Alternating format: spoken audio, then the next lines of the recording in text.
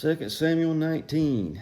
And it was told Joab, Behold, the king weeps and mourns for Absalom.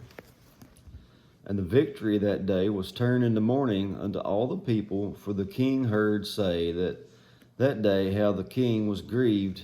The people heard say that day how the king was grieved for his son. And the people gat them by stealth that day into the city, as people being ashamed steal away when they flee in battle. But the king covered his face, and the king cried with a loud voice, O my son Absalom, O Absalom, my son, my son. And Joab came into the house to the king and said, You have shamed this day the faces of all your servants, which this day have saved your life, and the lives of thy sons and thy daughters, and the lives of your wives and the lives of your concubines, and that you love your enemies and hate your friends. For you have declared this day that you regard neither princes nor servants. For this day I perceive that if Absalom had lived, and we all died this day, then it would please you well. Now therefore arise, go forth, and speak comfortably to your servants, for I swear by the Lord, if you go not forth, there will not tarry one of these this night, not tarry one with you this night. And that will be worse unto you than all the evil that befell you from your youth until now. Then the king arose and sat in the gate, and they told unto the people, saying, Behold, the king doth sit in the gate. And all the people came before the king, for Israel had fled, and every man to his tent. And all the people were at strife throughout all the tribes of Israel, saying, The king saved us out of the hand of our enemies, and he delivered us out of the hand of the Philistines. And now he is fled out of the land for Absalom. And Absalom, whom we anointed over us, is dead in battle. Now therefore, why speak ye not a word of bringing the king back? And King David sent to Zadok and to Abiathar the priest, saying, Speak unto the elders of Judah, saying, Why are ye the last to bring the king back to his house, seeing the speech of all Israel is come to the king, even to his house? You are my brethren, you are my bones and my flesh. Wherefore then are ye then last to bring back the king? And say you to Amasa, Are you not of my bone and of my flesh?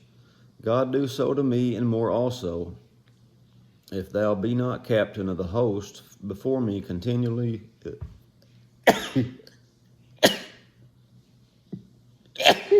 Mercy. One more. Sorry about that.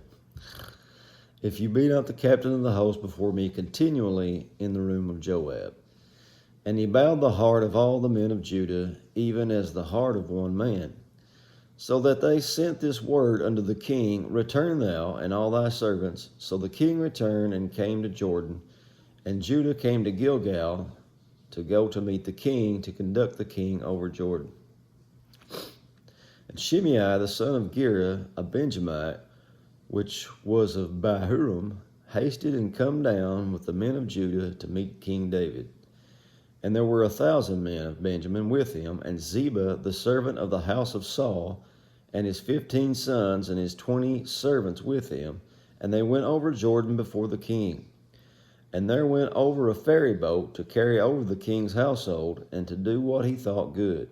And Shimei the son of Gera fell down before the king, as he was come over Jordan, and said unto the king, Let not my lord impute iniquity unto me, neither do thou remember that which thy servant did perversely the day that my lord the king went out of Jerusalem, that the king should take it to his heart.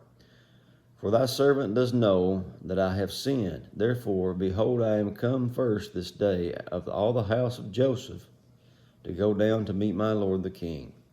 And Abishai, the son of Zeruiah, answered and said, Shall not Shimei be put to death for this? Because he cursed the Lord's anointed. And David said, What have I to do with you, you sons of Zeruiah, that you should this day be adversaries unto me? Shall there any man be put to death this day in Israel? For do not I know that I am this day king over Israel? Therefore the king said unto Shimei, Thou shalt not die. And the king sware unto him. And Mephibosheth, the son of Saul, came down to meet the king, and had neither dressed his feet, nor trimmed his beard, nor washed his clothes from the day the king departed until the day he came again in peace. And it came to pass, when he was come to Jerusalem to meet the king, that the king said unto him, Wherefore wentest not thou with me, Mephibosheth? And he answered, My lord, O king, my servant deceived me. For thy servant said, I will saddle me an ass, that I may ride thereon, and go to the king, because thy servant is lame. And he has slandered thy servant unto the Lord the king. But my lord the king is an angel of God. Do therefore what is good in your eyes. For all my father's house were but dead men before my lord the king, yet did you set your servant among them that did eat at your own table.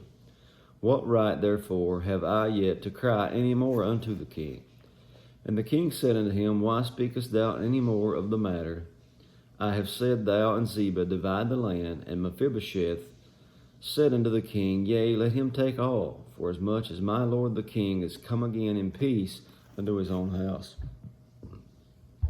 And Barzillai the Gileadite came down from Rogelim, and went over Jordan with the king to conduct him over Jordan. Now Barzillai was a very aged man, even 80 years old, and he had provided the king of sustenance while he lay in Mahanaim, for he was very a great man. And the king said unto Barzillai, Come over with me, and I will feed you with me in Jerusalem. And Barzillai said unto the king, How long have I to live, that I should go up with you, the king, unto Jerusalem? I am this day 80 years old, and I can discern between good and evil. Can thy servant taste what I eat or what I drink? Can I hear any more the voice of singing men and singing women? Wherefore then should thy servant be yet a burden unto my lord the king? Thy servant will go a little way over the Jordan with the king, and why should the king recompense it with me such a reward? Let thy servant, I pray you, turn back again, that I may die in my own city, and be buried by the grave of my father and of my mother. But behold, thy servant Chimham, let him go over with my lord the king, and do to him what shall seem good unto you.